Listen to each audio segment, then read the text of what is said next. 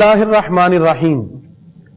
नाज़रीन, अल्लाह रब्बुल इज़्ज़त का करोड़ा एहसान अजीम है जिसने हमें कुरान मजीद के फ़हम व तफ़हीम की इस नशस्त में शिरकत की सादत अता की।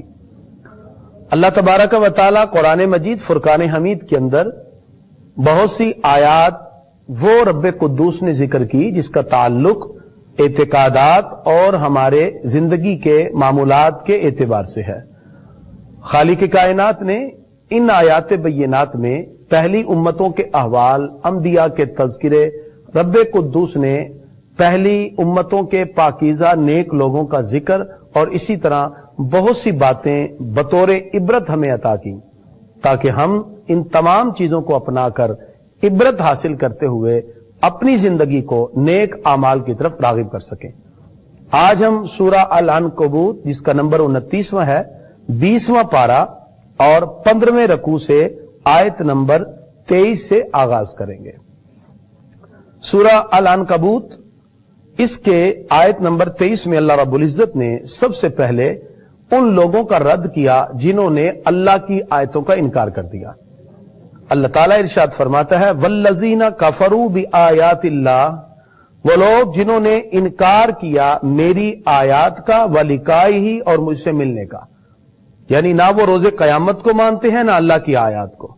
अल्लाह ताला इरशाद फरमाता है, उलाइका याइसू मिर रहमती, यही वो लोग हैं जो मेरी रहमत से मायूस हो जाएंगे।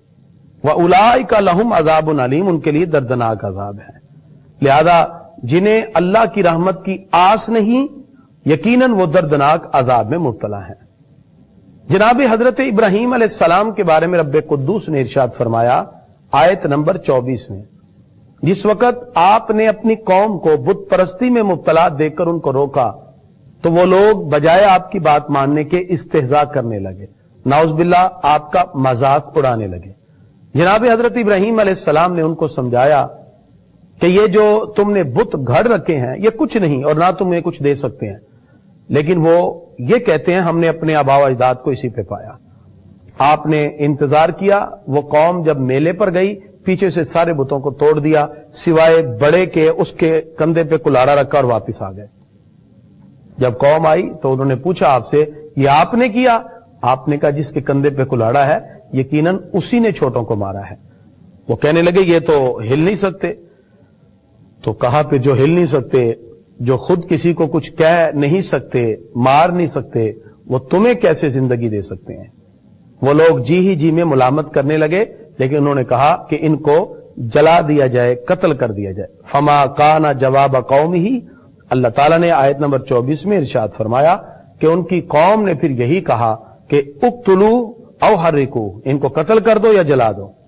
फअनजाहुल्लाहु मिनन नार, अल्लाह ने उनको आग से बचा लिया। वो चाहते ये थे कि इनको कत्ल कर दिया जाए, लेकिन परवरदिगार ने इनके लिए आतिश नमरूद को गुलजार बना दिया। रब्बे कुद्दूस ने इरशाद फरमाया, काला इन्नमा तखज़्तुम मिन दूनिल्लाहि औसाना, क्या तुम अल्लाह के सिवा और बुतों को अपना खुदा समझते हो और तुम उनके साथ मोहब्बत और मवद्दत रखते हो? अल्लाह रब्बुल इज़्ज़त ने इरशाद फरमाया कि ये तमाम के तमाम जो बुत हैं ये तुम्हें कुछ नहीं देते, हकीकी मालिक और खालिक तुम्हारा अल्लाह है। अल्लाह ताला ने इरशाद फरमाया, फ़आमन लहू लूत अलैहिस्सलाम उन पर ईमान ले आए। जनाब हजरत इब्राहीम अलैहिस्सलाम का जब यह मौजज़ा देखा तो उनकी रिसालत की सबसे पहले तस्दीक जनाब हजरत लूत अलैहिस्सलाम ने की। वकाला इन्नी मुहाजिरुन इला रब्बी, हजरत इब्राहीम अलैहिस्सलाम ने कहा मैं अपने रब की तरफ हिजरत करता हूं। लिहाजा आपने इराक की सरजमीन को छोड़ा और मुल्क शाम की तरफ हिजरत फरमाई, और आपकी इस हिजरत में आपके साथ आपकी ज़ौजा हजरत सारा अलैहिस्सलाम और जनाब हजरत लूत अलैहिस्सलाम थे। परवरदिगार ने फिर मुल्क शाम में पहुंचने पर अल्लाह ताला ने इनको औलाद की नेमत अता फरमाई। आयत नंबर 27 में इरशाद फरमाया, व वहबना लहू इसहाक, अल्लाह फरमाता हमने इनको इसहाक अता किए, व याकूब और याकूब अता किए, व जालना फी ज़ुर्रियतिही, परवरदिगार ने उन्हीं की ज़ुर्रियत में नबूवत को रखा। व जालना फी ज़ुर्रियतिही नबुव्वा, परवरदिगार ने नबूवत भी इन्हीं की औलाद में रखी, वल किताबा और किताब भी रखी, व आतैनाहु अजरहु फी दुनिया, रब्बे कुद्दूस ने दुनिया में बहुत सा सवाब और अजर भी इनके लिए रखा। اور خالق کائنات ارشاد فرماتا ہے وَإِنَّهُ فِي الْآخِرَةِ لَمِنَ الصَّالِحِينَ، اور آخرت میں بھی یہ لوگ اللہ رب العزت کے نیکوکار لوگوں میں شامل ہوں گے، صالحین میں ان کا شمار ہوگا۔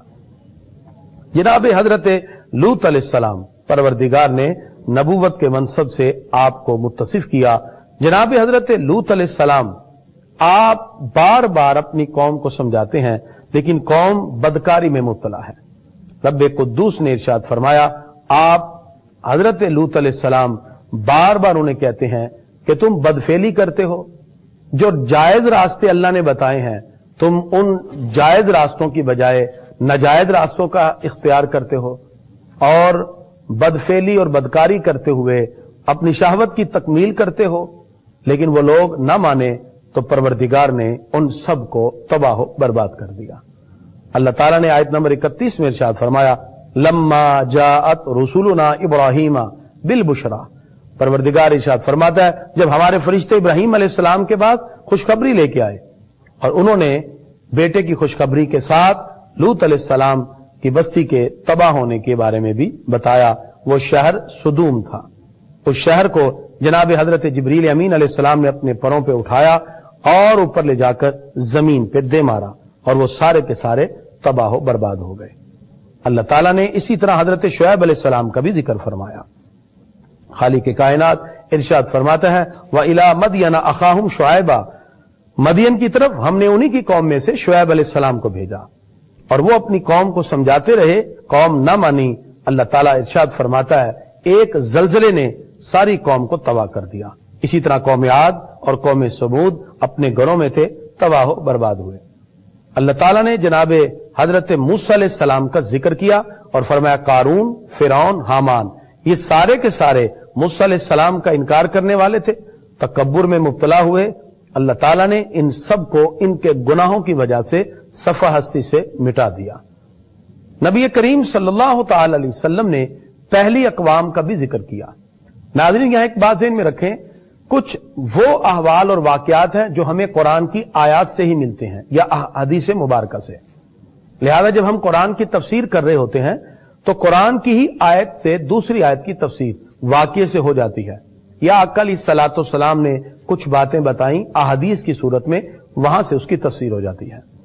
لیکن کچھ اسرائیلیات بھی ہیں جس سے ہم قرآن کی آیات کی تفسیر کرتے ہیں۔ اسرائیلیات وہ روایات ہیں جو سابقہ جو امتیں گزری، جو سابقہ کتابیں ہیں ان کے اندر سے لی جاتی ہیں، اور اسرائیلیات اکثر ان صحابہ سے بھی مروی ہیں جو پہلے کسی اور نبی کا کلمہ پڑھنے والے تھے، وہ عیسائی یا یہودی تھے، انہوں نے توریت اور انجیل کو پہلے پڑھا، پھر کلمہ پڑھا اور مسلمان ہو گئے، اور جو باتیں ان کی کتابوں میں تھیں اور وہ اسلام سے موافقت رکھتی تھیں انہوں نے پھر وہ ذکر کی۔ اس طرح وہ روایات اسرائیلیات کہلاتی ہیں، اور ہم اسرائیلیات میں یہ عقیدہ اور نظریہ رکھتے ہیں جو اسرائیلیات کی روایات قرآن و سنت کے ساتھ مطابقت رکھتی ہو تو پھر ہم اس کو تسلیم کر لیتے ہیں۔ لہذا جتنی بھی پہلے آیات پڑھی گئیں جس میں مختلف واقعات ذکر کیے گئے، کچھ آیات بینات سے ملے اور کچھ اسرائیلیات سے ہمیں وہ واقعات ملے، جیسے قارون کا واقعہ، اور اسی طرح باقی جیسے نوح علیہ السلام کا واقعہ اور فرعون کے غرق ہونے کا واقعہ اللہ نے قرآن کی آیت میں ذکر کیا۔ اللہ رب العزت نے قرآن مجید فرقان حمید کے اندر کچھ مثالیں بھی دی ہیں۔ ناظرین جب کوئی بھی بات سمجھانی ہو تو ایگزامپل کے ساتھ اور مثال کے ساتھ سمجھانا آسان ہوتا ہے، اور اللہ رب العزت نے مثال بھی کچھ ایسی دی کہ جس سے انسان کے ذہن میں یہ بات پیدا ہو جائے کہ ایمان والا جب ایمان کی دولت سے جا کے عمل کرتا ہے اس کا اجر کیا ہے، اور کافر اگر کفر پہ رہ کے کوئی اچھا عمل کرتا ہے تو اس کو اللہ کی طرف سے کیا ملے گا۔ تو اس طرح یہ ایک سوال تھا، اس پر ایک مثال کے ساتھ اللہ تعالیٰ نے آیت نمبر 41 اور 42 میں پروردگار نے اس کو ایک ایگزامپل کے ساتھ ذکر کیا۔ پروردگار نے واضح طور پہ ارشاد فرمایا کہ یہ جو کفار ہیں ان کے اعمال ایسے ہیں جیسے مکڑی کا جالا ہوتا ہے۔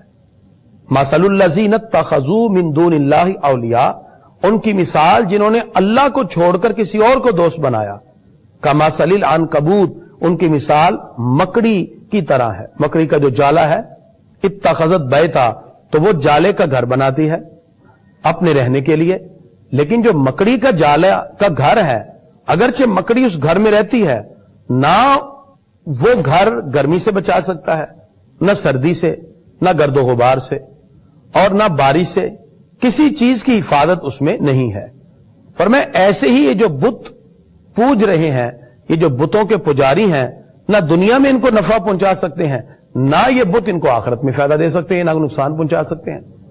तो लिहाजा इस मकाम पर खालिक के कायनात ने वाज़ेह तौर पर मिसाल से समझा दिया कि जिस तरह मकड़ी का बना हुआ घर जो उसने जाले को बनाया है, जैसे वो उस मकड़ी को सर्दी गर्मी से नहीं बचा सकता और कोई फायदा नहीं दे सकता, ऐसे ही कुफार का अमल उसको कोई फायदा नहीं दे सकता। यानी जिन्होंने अल्लाह को छोड़कर किसी और को माबूद माना। अल्लाह ताला इरशाद फरमाता है, व इन्ना औहनल बुयूत लबैतुल अनकबूत, सबसे कमजोर घर मकड़ी का घर है, सबसे कमजोर। इसलिए ऐसे फरमाया कि जो बेदीन और कुफार हैं, ऐसे ही सब दीनों में कमजोर निकम्मा दीन बुत परस्ती का दीन है। बुत परस्त हैं जो अपने हाथों से बुत बना के और अपने हाथों से उसको पूज रहे हैं। फरमाया जैसे बुत परस्ती जिस अंदाज में लोग अपनाते हैं उसको, और वो समझते हैं कि शायद ही हमारे खुदा हैं, फरमाया जैसे मकड़ी का घर सबसे कमजोर है, ऐसे ही ज़ोफुल एतिकादी में बुत परस्त सबसे ज्यादा कमजोर है। लौ कानू यालमून, काश के वो जानते, क्या ही अच्छा होता कि वो जानते। इस आय करीमा से भी पता चला कि अल्लाह रब्बुल इज्जत ने वादे कर दिया कि बुत परस्ती में मुब्तला जो लोग हैं उनकी कोई हकीकत नहीं। इसी मकड़ी अल अनकबूत की वजह से इस सूरत का नाम भी सूरह अल अनकबूत है। हजरत मौला कायनात ने इरशाद फरमाया है कि जिस घर में भी जाले लगे हों मकड़ी के, तो उनको खास तौर पे दूर करना चाहिए, वगरना ये जो जाले हैं ये गुर्बत और नादारी का सबब बनते हैं। कसरत से जब जाले हों तो ये गुर्बत का सबब बनते हैं, लिहाजा घर से इसको साफ कर देना चाहिए। और इस सूरह मुबारक का नाम भी अल अनकबूत रखा गया। इसी के जिम्मन में हजरत मौला कायनात अली मुर्तदा शेर खुदा रज़ी अल्लाह अन्हु का ये कौल भी मैंने जिक्र किया। परवरदिगार इरशाद फरमाता है, इन्नल्लाह यअलमु मा यदऊन मिन दूनिही मिन शै, बेशक अल्लाह जानता है जिस चीज की उसके सिवा पूजा करते हैं, यानी वो लोग जिस की पूजा कर रहे हैं अल्लाह को छोड़ के, अल्लाह जानता है, वहुवल अजीजुल हकीम, वही गालिब हिकमत वाला है। अल्लाह ताला इरशाद फरमाता है, वतिलकल अमसालु नदरिबुहा लिन्नास, ये मिसालें हम लोगों के लिए बयान करते हैं, वमा याकिलुहा इल्लल आलिमून, मगर इसको वही समझता है जो इल्म रखता है, जो दानिश रखता है, जो शऊर रखता है, जो तदब्बुर रखता है, जो फिक्र रखता है, जो सोच और समझ बूझ रखता है। खलकल्लाहु समावाति वल अर्द, अल्लाह ताला ने इरशाद फरमाया अल्लाह ही ने जमीन और आसमान को बनाया बिल हक, हक के साथ। इन्न फी ज़ालिका लआयतन लिल मुमिनीन, बेशक इसमें मुसलमानों के लिए निशानियां हैं। तो खालिक कायनात ने इस तरह 20वें पारे के इस इख्तितामी आयात के अंदर इस बात की वजाहत कर दी कि शिर्क करने वाले कभी भी कामयाबी की राहों पर गामजन नहीं हो सकते। आयत नंबर 21 के अंदर अल्लाह रब्बुल इज्जत ने आयत नंबर 45 के अंदर 21वें पारे में सूरह अनकबूत के अंदर इरशाद फरमाया, उतलु मा ऊहिया इलैका मिनल किताब, ऐ महबूब पढ़िए जो किताब तुम्हारी तरफ वही की गई, व अकीमिस सलात, नमाज कायम कीजिए, इन्न सलात तन्हा अनिल फहशाई वल मुनकर, बेशक नमाज रोकती है बेहयाई और बुरी बात से। पता चला नमाज ममनुआत शरिया से रोकने वाली है, लिहाजा जो शख्स नमाज का पाबंद होता है तो फिर वो उसको अच्छी तरह अदा भी करे, नमाज पढ़े, यानी नमाज को कायम करने का मतलब ही यह है कि उसके अरकान का ख्याल रखे, उसको अच्छी तरह अदा करे, तो फिर उसका नतीजा क्या है कि वो शख्स बुराइयों को तर्क कर देता है जिसमें वो मुब्तला होता है। हजरत अनस रदी अल्लाह से मरवी है कि एक अंसारी जो नबी करीम सल्लल्लाहु अलैहि वसल्लम की बारगाह में हाजिर हुआ और वह आका अलैहिस्सलातु वस्सलाम के पीछे नमाज पढ़ना शुरू हुआ, बहुत से गुनाहों का इर्तिकाब करता था। उसने आका अलैहिस्सलातु वस्सलाम से शिकायत की और फरमाया, और आका अलैहिस्सलातु वस्सलाम से अर्ज किया कि उसकी नमाज उसको बुरी बात से किसी तरह रोक दे। चुनाचे तो फिर वो बार बार नमाज की तरफ आता गया, उसको नमाज की तलकीन की गई। एक वक्त आया कि फिर उसने तौबा की और तौबा करते हुए सारी की सारी बुराइयों को छोड़ दिया। नाज़रीन, इंसान को हमेशा नमाज की तरफ राग़िब रहना चाहिए। अगर कोई फिर भी बुराई उससे नहीं छूट रही, वो नमाज के कायनात ने इरशाद फरमाया, रब्बे कुद्दूस ने जमीन को भी जिंदा किया बारिश बरसाने के बाद। बंजर जमीन है, बारिश के बरसने से उसमें खेतियां उगती हैं, अनाज उग रहे हैं। अल्लाह फरमाता है कि मैंने अपनी कुदरत से सब चीजें तुम्हें अता की। नाज़रीन, ये दुनिया की जिंदगी क्या है? यानी अल्लाह रब्बुल इज्जत इन आयात में यह भी इरशाद फरमाता है कि इंसान तुम्हें अपना दिल सिर्फ दुनिया में नहीं लगाना चाहिए। मौलाना रूम फरमाते हैं, चीस्त दुनिया अद खुदा गाफिल शुदन। ये दुनिया तो इंसान को खुदा से गाफिल कर दे। इंसान अगर दुनिया की मोहब्बत में डूबा रहे तो उसकी हकीकत कुछ नहीं, असल तो जिंदगी आखिरत की है। फारूक आदम रदी अल्लाह ने जब आका अलैहिस्सलाम को एक मर्तबा इस कंडीशन में देखा कि आप जब उठे तो आपके जिसमें अकदस पर कुछ निशान थे जो लेटने की वजह से पैदा हुए, तो आप रो दिए। अर्ज किया, प्यारे आका, कौनैन के वाली और इस हालत में और कैसरो किसरा वाले महल्लात में ऐश करें? तो आपने फरमाया, नहीं उमर, उनके लिए दुनिया है, अल्लाह ने हमारे लिए आखिरत तैयार कर रखी है। तो मुसलमान तो उखरवी नेमतों पर नजर रखता है। अल्लाह ताला ने आयत नंबर 64 में इरशाद फरमाया, वमा हाज़िहिल हयातुद दुनिया इल्ला लहवु व लाइब। ये दुनिया की जिंदगी कुछ नहीं मगर खेल कूद, एक खेल तमाशा। व इन्न दारल आखिरता, और बेशक जो आखिरत का घर है, लहियल हयावान, वही सच्ची जिंदगी है, लौ कानू यालमून, कि अगर वो जानते होते। पता चला आखिरत की जिंदगी असल है। एक मर्तबा आका अलैहिस्सलाम भी सहाबा के दरमियान बैठे थे। नबी करीम सल्लल्लाहु अलैहि वसल्लम दुनिया की मजम्मत फरमा रहे थे, तो एक सहाबी खड़े हो गए, सही बुखारी की रिवायत है। अर्ज करते हैं, प्यारे आका, ये बताएं, ये दुनिया अच्छी है या बुरी? अगर ये अच्छी है तो इसकी मजम्मत क्यों हो रही है, और अगर ये बुरी है तो अल्लाह ने आपकी उम्मत को दी क्यों? यानी उनका मफहूम यह था हदीस का कि आपकी उम्मत तो उम्मत मरहूमा है, तो इसको तो बुरी चीज मिलनी नहीं चाहिए, फिर ये दुनिया की मजम्मत क्यों हो रही है? जब ये सवाल किया तो आका अलैहिस्सलाम खामोश हो गए। सहाबा समझ गए कि यह सवाल का जवाब अल्लाह वही की सूरत में अपने महबूब को अता फरमा रहा है। थोड़ी देर बाद आका अलैहिस्सलाम आपने अपने माथे का पसीना साफ किया। यह निशानी थी कि वही मुकम्मल हो गई, और पूछा, अयना साइल, कहां है सवाल करने वाला? साइल फिर खड़ा हुआ। अब यह जवाब अल्लाह ने अता किया। नबी करीम सल्लल्लाहु अलैहि वसल्लम इरशाद फरमाते हैं, कभी तुमने देखा जो मौसम बहार का सब्जा उगता है? कहा जी। कहा, एक गाय उस सब्जे को खाने जाती है और इतना सब्जा देकर उसके दिल में हिर्स और लालच पैदा होता है, और वो कहती है कि इतना सब्जा, और उसको खाना शुरू हो जाती है। उसकी जरूरत पूरी हो चुकी होती, लेकिन उसका दिल नहीं भरता, वो और खाई जाती है। आका अलैहिस्सलाम फरमाते हैं, इतना चारा उसने खाया, इतना खाया कि उसकी कूखें तन गईं और वो गिरी और मर गई। और नबी करीम सल्लल्लाहु अलैहि वसल्लम फरमाते हैं, एक गाय और थी, वो भी जब चारा खाने आई, मौसम बहार का खूबसूरत चारा देखा, तो उसने जितनी जरूरत थी उतना चारा खाया, ना हिर्स में मुब्तला हुई ना हवस में, और अपनी जरूरत को पूरा किया। और उसके बाद उसने कहा, जिस रब ने मुझे आज दिया वो मुझे कल भी देगा। यानी ये मफहूम है हदीस का कि जो मुझे आज देगा वो कल भी देगा। और वो वापिस आई, अपने मालिक को दूध भी देती है, और उसके बाद उसके सारे जो प्रोसेस होते हैं उससे वो गुजर जाती है। अब आका अलैहिस्सलाम फरमाते हैं, पहली गाय को सब्जे ने मारा या उसकी हिर्स ने, लालच ने? अर्ज के, प्यारे आका, लालच ने। फरमाया, ऐसे ही ये दुनिया सरसब्जो शादाब है, इसमें बहुत कुछ माल है। कुछ लोग इस दुनिया की जिंदगी में पढ़कर इसी के माल में, इसकी हिस्स में मुब्तला हो जाते हैं, तो वो अपना सब कुछ तबाह कर देते हैं। और कुछ लोग हैं जो इसी दुनिया की जिंदगी को जितना रब ने उनको दिया है वो उतना ही कमाते हैं, उस पर लालच नहीं करते, यकीन रखते हैं जिस रब ने आज रिज्क दिया है वो कल भी देगा। तो फिर वही लोग इस दुनिया को अपनी आखिरत की कामयाबी का सबब बना लेते हैं। अब दुनिया मज़रउल आखिरा, दुनिया आखिरत की खेती है।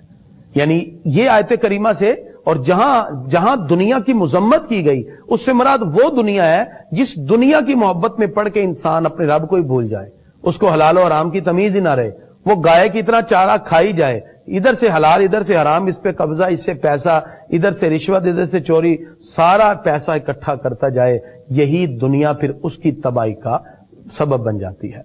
और अगर इंसान दुनिया की जिंदगी को इतना ही रखे कि जितना उसकी जरूरत है, और बाकी अपना वक्त अल्लाह की याद में भी गुजारे, तो यही दुनिया उसकी आखिरत की कामयाबी का सबब बन जाएगी। تو اللہ تعالیٰ نے آیت نمبر 64 میں اس کا ذکر کیا کہ دنیا کی زندگی ایک کھیل تماشا ہے، یہ بازی چاہے اطفال ہے۔ اللہ تعالیٰ ارشاد فرماتا ہے جس نے اللہ پر جھوٹ باندھا، آیت نمبر 68 میں، اور اس نے پھر حق کو جھٹلایا، اللہ تعالیٰ ارشاد فرماتا ہے پھر ہم اس کو جہنم کی طرف بھیجیں گے۔ والذین جاہدوا فینا، اور جنہوں نے ہماری راہ میں کوشش کی، لنہدینہم سبلنا، اللہ فرماتا ہے ہم اسے راستہ دکھائیں گے، وَإِنَّ اللَّهَ لَمَعَ الْمُحْسِنِينَ، اللہ نیک کاروں کے ساتھ ہے۔ پروردگار نے اسی طرح سورہ روم کے اندر جو ارشاد فرمایا، در حقیقت سورہ روم اس کی 60 آیات ہیں اور 6 رکوع ہیں، اس کا تھوڑا سا ہسٹوریکل پرسپیکٹو بھی آپ سماعت کر لیں۔ سورہ روم کے بارے میں جو تاریخی پس منظر ملتا ہے اس کو ایک واقعے کے ساتھ جوڑا جاتا ہے۔ ناظرین، ہمارے پیارے نبی صلی اللہ تعالی علیہ وسلم آپ جس وقت مکہ مکرمہ میں تھے تو سارے کا سارا معاملہ مسلمانوں کے ساتھ مشرکین کا تھا۔ مکہ میں یہود و نصارہ نہ تھے۔ جب آقا علیہ الصلوۃ والسلام ہجرت کر کے مدینہ منورہ میں آئے تو یہود و نصارہ اور منافقین کے ساتھ سامنا کرنا پڑا۔ تو اس طرح مکی زندگی میں زیادہ تر معاملہ مشرکین سے رہا، اور مدینہ منورہ میں مدنی سورہ کے اندر جو ہمیں آیات ملتی ہیں وہ یہود و نصارہ اور منافقین سے ہے، کیونکہ مکہ میں کوئی منافق نہ تھا۔ یہ منافقین کا سلسلہ مدینہ منورہ میں آ کے شروع ہوا۔ اب یہاں مشرکین اور اسی طرح جو اہل عرب تھے ان کے ہاں کچھ نہ کچھ کسی نہ کسی لشکر کے حوالے سے دل کی کیفیات اپنی اپنی طرف ہوا کرتی تھی۔ جو مشرکین عرب تھے وہ مجوسیوں کو پسند کرتے تھے، اہل فارس کو۔ مجوسی چونکہ آگ کی پوجا کرتے ہیں، جیسے مشرکین بتوں کو خدا مانتے ہیں تو اہل فارس مجوسی آگ کو خدا سمجھتے ہیں، سورج کی پوجا کرتے ہیں۔ اس لیے ہمیں فجر کے وقت جب سورج طلوع ہوتا ہے نماز سے روک دیا گیا، کیونکہ اس وقت مجوسیوں کی عبادت کا وقت ہوتا ہے۔ جب سورج غروب ہو رہا ہوتا ہے ہمیں روک دیا گیا کہ ابھی نماز نہیں پڑھنی، اس لیے کہ وہ مجوسیوں کے نماز کا وقت ہے، عبادت کا وقت ہے، جو وہ عبادت کرتے ہیں۔ سورج غروب ہو رہا ہوتا ہے، سورج کی پوجا ان کی شروع ہو جاتی ہے۔ تو مجوسی مشرک تھے، آتش پرست تھے۔ تو جو مشرکین عرب تھے، عرب کے مشرکین، وہ زیادہ طور پر پسند کرتے تھے مجوسیوں کو کہ ہم بتوں کی پوجا کریں، وہ آگ کی۔ اور اسی طرح جو رومی تھے وہ اہل کتاب تھے، اور مسلمان چونکہ یہ بھی قرآن مجید کو ماننے والے تھے تو یہ رومیوں کو زیادہ پسند کرتے تھے مجوسیوں کی بنسبت۔ کیوں؟ اس لیے کہ رومی اہل کتاب تھے اور مسلمانوں کا فطرتاً بائی نیچر ان کی طرف زیادہ رجحان تھا، اس لیے کہ اہل کتاب کی بہت سی باتیں تھیں جو کہ اسلام میں بھی پائی جاتی تھیں۔ اب دو طرح کی محبتیں وہاں عرب میں پائی جا رہی ہیں۔ مشرکین عرب اہل مجوس کی محبت کو دل میں بسانے والے تھے، اور جو مسلمان تھے وہ رومیوں کا غلبہ پسند کرتے تھے، چونکہ رومی اہل کتاب تھے۔ اب ہمارے پیارے نبی صلی اللہ تعالی وسلم کے ساتھ جتنے صحابہ تھے، ایک مرتبہ ان کے درمیان آپس میں گفتگو ہوئی، اور گفتگو میں کچھ آپس کی باتیں بھی ہوئی۔ اب ہوا یہ کہ خسرو پرویز بادشاہ فارس نے رومیوں پہ لشکر بھیجا، کیونکہ خسرو پرویز فارس کا تھا اور اس نے رومیوں پہ لشکر بھیجا۔ یاد رہے کہ اہل فارس مجوسی ہیں، آگ پرست ہیں، مشرکین عرب ان کو پسند کرتے ہیں، اور رومیوں پہ لشکر بھیجا۔ رومی اہل کتاب تھے، مسلمان ان کے ساتھ تھوڑا سا فطرتی میلان رکھتے تھے، اور کیسر روم نے بھی ایک لشکر بھیجا۔ یہ لشکر سرزمین شام کے قریب مقابل میں آپس آمنے سامنے ہوئے۔ اب ہوا کیا؟ مسلمان چاہتے تھے کہ رومی غالب ہو جائیں چونکہ اہل کتاب ہیں، اور مشرکین عرب چاہتے تھے کہ اہل فارس یعنی مجوسی غالب ہو جائیں، اس لیے کہ وہ آگ کی پوجا کرنے والے تھے۔ جس وقت اہل فارس غالب ہوئے اور رومی مغلوب ہوئے اور مسلمانوں کو یہ خبر پہنچی تو مسلمانوں کو یہ اچھی نہ لگی، کیونکہ اہل کتاب مغلوب تھے اور جو آگ کی پوجا کرنے والے تھے وہ غالب ہو گئے۔ اس بات پر جو مشرکین عرب تھے وہ خوش ہو گئے، اور مشرکین عرب نے کہا کہ اچھا ہوا کہ اہل کتاب اور نصارہ تم سب کے سب مغلوب ہوئے اور مسلمانوں سے کہنے لگے کہ تم مغلوب ہو، اور کفار مکہ نے خوشیاں اور جشن منائے، اس لیے کہ وہ کہنے لگے ہم بھی بت پرست ہیں، یہ بھی آگ پرست ہیں، لہذا یہ غالب ہوئے، اسی طرح ہم بھی تم پر ہی غالب رہیں گے۔ اس طرح کے جملوں کا آپس میں تبادلہ ہونے لگا۔ جس وقت یہ بات ہوئی تو پھر کچھ صحابہ کرام وہاں موجود تھے، تو وہ کہنے لگے کہ آج اگر تم یہ بات کہتے ہو کہ اہل فارس غالب ہوئے ہیں تو ایک وقت آئے گا کہ رومی بھی غالب ہوں گے، یعنی اہل کتاب بھی تم پر غالب ہوں گے۔ انہوں نے کہا ایسے نہیں ہو سکتا۔ اس پر پھر یہ آیتیں نازل ہوئیں اور کہا کہ چند سالوں کے بعد ہی اللہ رومیوں کو اہل فارس پر غلبہ عطا فرما دے گا۔ جب یہ آیتیں ہوئیں تو حضرت ابوبکر صدیق رضی اللہ تعالیٰ نے کفار مکہ سے جا کے کہا کہ دیکھنا چند ہی عرصے کے بعد رومی غالب ہو جائیں گے۔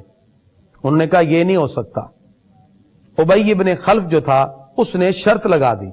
ابی ابن خلف کھڑا ہوا اور وہ کہنے لگا کہ اگر رومی غالب ہوئے تو آؤ میرے ساتھ 100 اونٹ پہ شرط لگا لو۔ حضرت ابوبکر صدیق رضی اللہ تعالیٰ عنہ سے اس نے کہا اگر 9 سالوں میں بھی اہل فارس جو ہیں وہ غالب آ جائیں تو پھر اس صورت میں آپس میں ان کے درمیان شرط لگنا شروع ہو گئی۔ ابوبکر صدیق رضی اللہ عنہ نے کہا رومی غالب ہوں گے، اور ابی ابن خلف کہنے لگا کہ نہیں، اس میں جو ہے اہل فارس غالب ہوں گے۔ بہرحال پھر ان کو منع کر دیا گیا کہ سود کی اور جوے کی حرمت ہے، لہذا آپس میں باتوں میں جوبہ نہ لگایا جائے۔ اور اسی وجہ سے حضرت امام اعظم ابو حنیفہ رضی اللہ عنہ اور حضرت امام محمد علیہم الرحمہ انہوں نے حربی کفار کے ساتھ عقود فاسدہ اور ربا وغیرہ کو جائز قرار دیا ہے۔ بہرحال پھر ایسے ہوا کہ جنگ حدیبیہ یا بدر کے دن رومی اہل فارس پر غالب آ گئے اور رب قدوس نے پھر ان کو غلبہ عطا کیا، اور اس طرح اللہ رب العزت نے اس بات کو پورا کر دکھایا۔ یہ تھوڑا سا ہسٹوریکل پرسپیکٹو تھا جو میں نے آپ کے سامنے ڈسکس کیا۔ سورہ روم مکی ہے، اس کا آغاز حروف مقطعات سے الف لام میم۔ اللہ تعالی ارشاد فرماتا ہے غلبت الروم، رومی مغلوب ہوئے۔ رب قدوس نے ارشاد فرمایا کہ خالق کائنات ان قریب ان کو غلبہ بھی عطا فرمائے گا، اور پھر ایسے ہی ہوا، کچھ عرصے کے بعد رب قدوس نے رومیوں کو غلبہ بھی عطا کیا۔ خالق کائنات نے سورہ روم کے اندر جو احکام عطا کیے، رب قدوس ارشاد فرماتا ہے آیت نمبر 9 میں اولم یسیروا فی الارض، کیا یہ زمین میں چل کے نہیں دیکھتے؟ فینظروا کیف کان عاقبۃ الذین من قبلہم، جو ان سے پہلے جھٹلانے والے تھے اللہ نے ان کا کیسا انجام کیا۔ اللہ رب العزت ارشاد فرماتا ہے یہ جو لوگ انکار کرنے والے ہیں، کیا یہ اپنے آپ کو زیادہ مضبوط سمجھتے ہیں؟ کانوا اشد منہم قوہ، وہ لوگ طاقت میں بھی ان سے زیادہ تھے اور عمریں بھی ان کی بڑی تھی۔ اللہ فرماتا ہے میں نے ان کو صفحہ ہستی سے مٹا دیا۔ یہ جو انکار کرنے والے ہیں کیا یہ ان سے بھی زیادہ طاقتور ہیں؟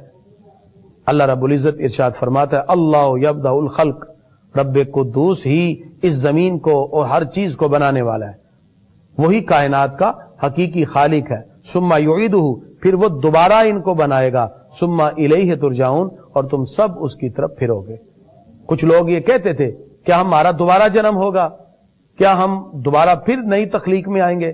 اللہ تعالیٰ ارشاد فرماتا ہے جس نے تمہیں پہلے بنایا وہ پھر تمہیں بنانے پر قادر ہے، اور پھر تم سب کو اپنی بارگاہ میں اٹھا لے گا۔ اللہ تعالیٰ نے آیت نمبر 14 میں قیامت کا ذکر کیا۔ پروردگار ارشاد فرماتا ہے وَيَوْمَ تَقُومُ السَّاعَةُ، جس دن قیامت قائم ہوگی، يَوْمَئِذٍ يَتَفَرَّقُونَ، اس دن وہ الگ الگ ہو جائیں گے، اور جو اہل ایمان ہوں گے جنہوں نے اچھے کام کیے پروردگار ان کی اچھی خاطرداری کرے گا، پروردگار ان کو اچھے انعامات عطا فرمائے گا، اور جو کافر ہیں جنہوں نے ہماری آیات کو جھٹلایا، ہماری ملاقات کو جھٹلا دیا، اللہ فرماتا ہے وہ عذاب میں مبتلا ہوں گے۔ ان آیات بینات میں رب قدوس نے یہ بھی ارشاد فرمایا اللہ کی پاکی کو بیان کرو، شام کے وقت یا صبح کے وقت۔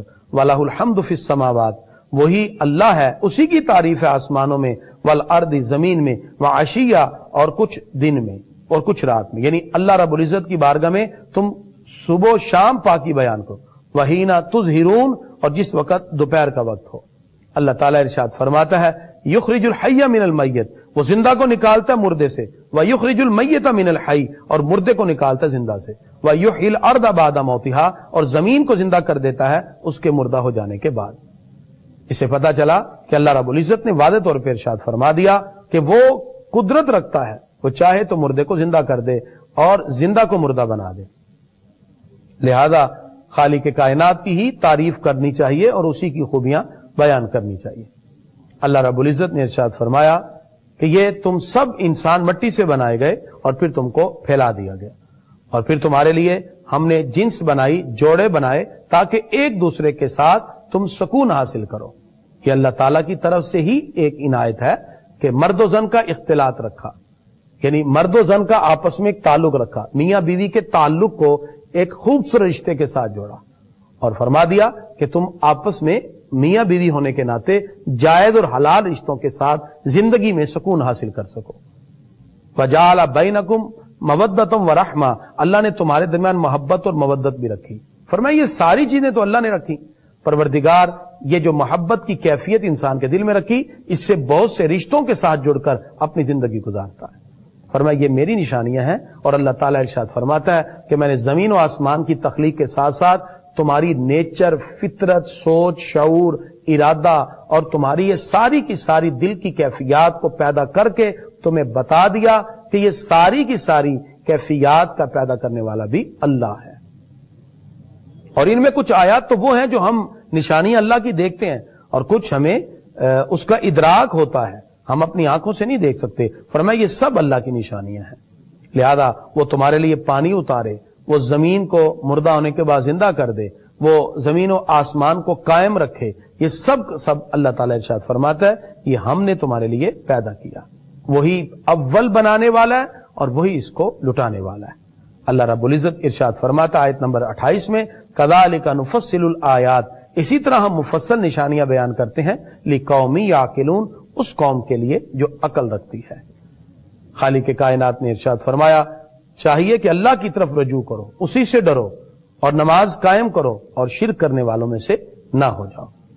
پروردگار نے آیت نمبر 33 میں انسان کی ایک عادت کو ذکر کیا، اور پروردگار ارشاد فرماتا ہے وَإِذَا مَسَّ النَّاسَ ضُرٌّ، جب کسی انسان کو، لوگوں کو تکلیف پہنچتی ہے، دعوا ربہم، پھر وہ اللہ سے دعائیں مانگتا ہے، اللہ کی بارگاہ میں رجوع کرتا ہے، منیبین الیہ، اللہ سے رجوع کرتا ہے، دعا کرتا ہے۔ اللہ تعالیٰ ارشاد فرماتا ہے ثم اذا اذاقہم منہ رحمہ، جب ہم اسے اپنی رحمت کا مزہ دیتے ہیں، ہم اس سے اس تکلیف کو دور کر دیتے ہیں، جب وہ پریشانیاں اس سے دور ہو جاتی ہیں، اللہ تعالیٰ ارشاد فرماتا ہے اذا فریق منہم بربہم یشرکون، پھر یہی وہ لوگ ہیں جو اپنے رب کے شریک کرنا شروع ہو جاتے ہیں۔ خالق کائنات نے ارشاد فرمایا انسان جیسے تکلیف میں مجھے یاد رکھتا ہے، اس کو راحتوں میں بھی مجھے یاد رکھنا چاہیے، اور انسان کو کوشش کرنی چاہیے کہ اللہ کو ہر حال میں یاد رکھے۔ اللہ الذی خلقکم ثم رزقکم ثم یمیتکم ثم یحییکم، اللہ تعالیٰ ارشاد فرماتا ہے وہ اللہ ہے جس نے تمہیں پیدا کیا، تمہیں روزی دی، تمہیں موت دے گا، پھر تمہیں زندہ کرے گا۔ فرمایا یہ ساری کی ساری نشانیاں اللہ کی ہیں۔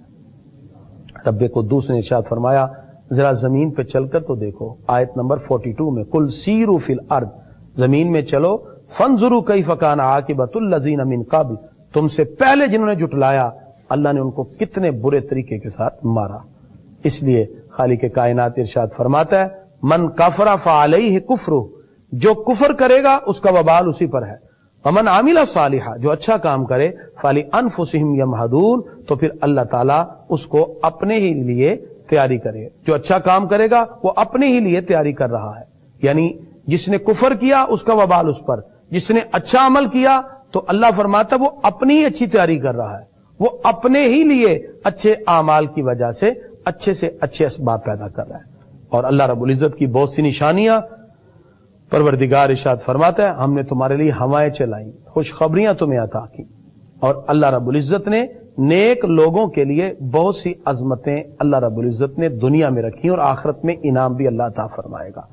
پروردگار ارشاد فرماتا ہے ہم ہوائیں بھیجتے ہیں، بادلوں کو چلاتے ہیں، تم دیکھتے ہو کہ کس طرح ایک طرف سے بادل اٹھ کے دوسری طرف جا رہا ہے۔ فرمایا یہ بھی رب قدوس کی بہت سی نشانیاں ہیں۔ اللہ تعالیٰ نے کفار کے بارے میں ارشاد فرمایا کہ کچھ لوگ ایسے بھی ہیں جو روح والے مردہ ہیں، آیت نمبر 52 میں فَإِنَّكَ لَا تُسْمِعُ الْمَوْتَى، اللہ تعالیٰ ارشاد فرماتا ہے اس لیے کہ تم مردوں کو نہیں سناتے، وَلَا تُسْمِعُ الصُّمَّ الدُّعَاء، اور نہ بہروں کو پکارنا، اذا ولوا مدبرین، جب وہ پیٹھ دے کر پھر جائیں۔ کچھ لوگ ایسے بھی ہیں کہ جن کے اندر روح ہے لیکن مردہ ہیں، مردہ سے مراد ان کی آنکھیں ہیں لیکن حقیقت کو نہیں دیکھتے، دل ہیں لیکن شعور اور ادراک کی اس میں فہم اور ادراک کی کیفیت ہی نہیں۔ تو فرمایا یہ آنکھیں رکھ کے اندھے ہیں اور یہ مردہ ہیں جو حقیقت کی آنکھوں سے دیکھتے نہیں۔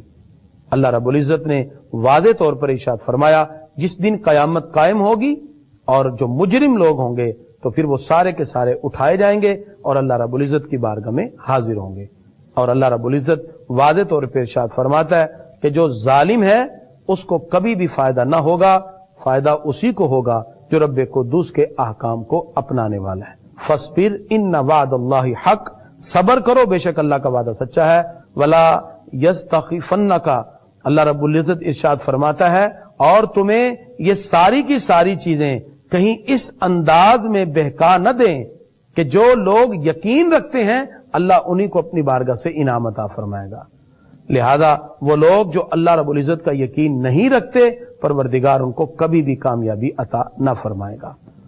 تو اس طرح اللہ رب العزت نے سورہ روم کے اندر 21ویں پارے میں یہ سارے احکام ذکر کیے اور واضح کر دیا کہ صبر کرو بے شک اللہ کا وعدہ سچا ہے اور خالق کائنات یقیناً اپنے وعدے کے مطابق ہی تمہیں عطا فرمائے گا۔ تو ناظرین اسی طرح سورہ لقمان ہے۔ لقمان کون ہے؟ ان کے بارے میں مختلف اقوال ہیں۔ محمد بن اسحاق نے کہا کہ لقمان کا نسب یہ ہے لقمان بن باعور بن ناحور بن طارق۔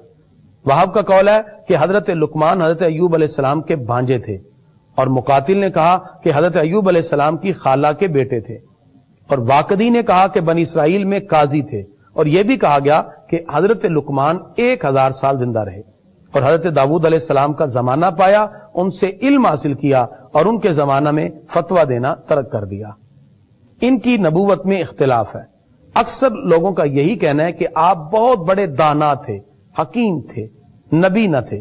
حکمت عقل و فہم کو کہتے ہیں۔ حکمت وہ علم ہے جس کے مطابق عمل کیا جائے۔ بعد نے کہا حکمت معرفت اور اصابت فی الامور کو کہتے ہیں، اور یہ بھی کہا گیا کہ حکمت ایسی شے ہے کہ اللہ تعالیٰ اس کو جس کے دل میں رکھتا ہے اس کے دل کو روشنی عطا فرما دیتا ہے۔ تو حکمت اور دنائی اللہ نے حضرت لقمان کو عطا فرمائی۔ اس سورہ مبارکہ میں آپ نے اپنے بیٹے انعم یا اشکم ان کو کچھ نصیحتیں کی جس کا یہاں ذکر ہوا۔ سورہ لقمان کی 34 آیات ہیں۔ اللہ رب العزت نے ان آیات بینات میں ارشاد فرمایا تلک آیات الکتاب الحکیم، حروف مقطعات اس کی مراد اللہ اس کا رسول جانے، فرمائی حکمت والی کتاب کی آیات ہیں، ہدی و رحمتن، اس میں ہدایت اور رحمت ہے، کن کے لیے؟ للمحسنین، جو نیکوکار ہیں۔ اور وہ کون ہیں؟ الذین یقیمون الصلاۃ، جو نماز پڑھتے ہیں، زکوٰۃ دیتے ہیں، آخرت پہ یقین رکھتے ہیں۔ اس کا تفصیل سے ذکر ہوا۔ پروردگار ارشاد فرماتا ہے وَمِنَ النَّاسِ مَن یشتری لہو الحدیث، کچھ لوگ وہ ہیں جو لہو الحدیث، بری باتوں کو خریدتے ہیں، لیضل عن سبیل اللہ بغیر علم، تاکہ اللہ کی راہ سے بہکا دیں لوگوں کو۔ لہو الحدیث کیا ہے؟ بعض لوگوں نے اس میں لکھا کہ نضر بن حارث جو تھا یہ تجارت کے سلسلے میں دوسرے ملکوں کو سفر کرتا اور پھر وہ مختلف حجب والی وہ نظمیں لکھ کے لاتا اور لونڈیاں خرید کے لاتا، اور پھر نعوذ باللہ وہ آقا علیہ الصلوۃ والسلام کی حجب کے لیے پھر لونڈیوں کو مقرر کرتا اور وہ گانے بجانے کے ساتھ نعوذ باللہ آقا علیہ الصلوۃ والسلام کی حجب کرتی اور پہلی کچھ کہانیاں لوگوں کو سناتے۔ تو اللہ تعالیٰ نے ان کی مذمت کی۔ تو لہو الحدیث سے مراد وہ باتیں جو لہو لعب میں، کھیل تماشے میں ڈال دیں۔ اس میں بعد نے کہا کہ گانا بجانا، میوزک، یہ ساری چیزیں اس میں شامل تھی اور وہ لوگوں کو گمراہ کرتا اور آقا علیہ الصلوۃ والسلام کی حجب کرتا۔ آیت نمبر 6 میں اللہ رب العزت نے ارشاد فرمایا جو اہل ایمان ہیں یقیناً وہ اللہ کے احکام کو اپنانے والے ہیں۔ رب قدوس نے جناب حضرت لقمان کا ذکر کیا، وَإِذْ قَالَ لُقْمَانُ لِابْنِهِ، جب لقمان نے اپنے بیٹے سے کہا وَهُوَ يَعِظُهُ، جب وہ ان کو نصیحت کر رہے تھے، یا بنی لا تشرک باللہ، اے میرے بیٹے کبھی اللہ کے شریک نہ کرنا، کبھی بھی شریک نہ ٹھہرانا، ان شرک لظلم عظیم، شرک بہت بڑا ظلم ہے۔ اور آگے والدین کی خدمت کے بارے میں کہا کہ آدمی کو اس کے ماں باپ کے بارے میں تاکید کی گئی کہ ماں نے اسے پیٹ میں رکھا، کمزوری پر کمزوری جھیلی، یہاں تک کہ پھر اس نے پیدائش کے بعد اس کو دودھ پلایا، لہذا اپنے ماں باپ کا شکر ادا کرو۔ اور اسی طرح یہ بھی کہا کہ اگر کوئی تمہیں مجبور کرے کہ اللہ کا شریک ٹھہراؤ تو کبھی بھی شریک نہ ٹھہرانا۔ آپ نے حضرت لقمان نے اپنے بیٹے کی نصیحت کرتے ہوئے فرمایا یا بنیا انہا ان تک مثقال حبۃ من خردلۃ، اے میرے بیٹے اگر کوئی برائی رائی کے دانے برابر بھی ہو، ان تک مثقال حبۃ من خردل، رائی کے دانے کے برابر بھی برائی تیرے دل میں ہو، فتکن فی صخرۃ، اور وہ پتھر کی چٹان میں ہو، او فی السماوات او فی الارض، یا زمین و آسمان میں ہو، یاتی بہ اللہ، اللہ اسے لے آئے گا۔ یعنی برائی چھوٹی بھی ہو تو اللہ تعالیٰ اسے جانتا ہے، ان اللہ لطیف خبیر، بے شک اللہ باریک سے باریک بات بھی جاننے والا ہے۔ آپ نے اپنے بیٹے سے کہا یا بنیا اقم الصلاۃ، اے میرے بیٹے نماز قائم کر، وامر بالمعروف، نیکی کا حکم دے، ونہا عن المنکر، برائی سے روک، واصبر علی ما اصابک، جو بھی مصیبت آئے اس پہ صبر کر، ان ذالک من عزم الامور، اور یہ ہمت کا کام ہے، فلا تصعر خدک للناس، اور کبھی کسی بات پر اپنے رخسار کو لوگوں کے سامنے نہ جھکا، ولا تمشی فی الارض مرحا، زمین میں اکڑ کے نہ چل، ان اللہ لا یحب کل مختال فخور، اللہ کو کوئی بھی اتراتا ہوا تکبر کرتا ہوا پسند نہیں ہے۔ ناظرین سے پتا چلا انسان کو ہمیشہ عاجز سے رہنا چاہیے، اور یہ بھی پتا چلا کہ انسان کو کبھی تکبر سے اکڑ کے بات نہیں کرنی چاہیے۔ اور اس مقام پہ یہ بھی کہا وقصد فی مشی کا، اپنی میانہ چال چل، یعنی میانہ روی سے چل، اور وغضض من صوتک کا، اپنی آواز کو پس رکھ، ان انکر الاصوات لصوت الحمیر، سب سے بلند آواز تو گدھے کی ہوتی ہے۔ بعض لوگ گفتگو میں اپنی آواز بلند کر کے سمجھتے شاید ہم اس پہ غالب ہو جائیں گے، تو کہا بلند آواز کرنے کا کیا مقصد ہے؟ اور پھر فرمایا الم تروا ان اللہ سخر لکم ما فی السماوات و ما فی الارض، تم نے نہیں دیکھا اللہ نے ہر چیز کو، زمین و آسمان کو تمہارے لیے مسخر کر دیا۔ لہذا یہ حضرت لقمان کی اپنے بیٹے کو کچھ نصیحتیں تھیں جو یہاں ذکر کی گئیں۔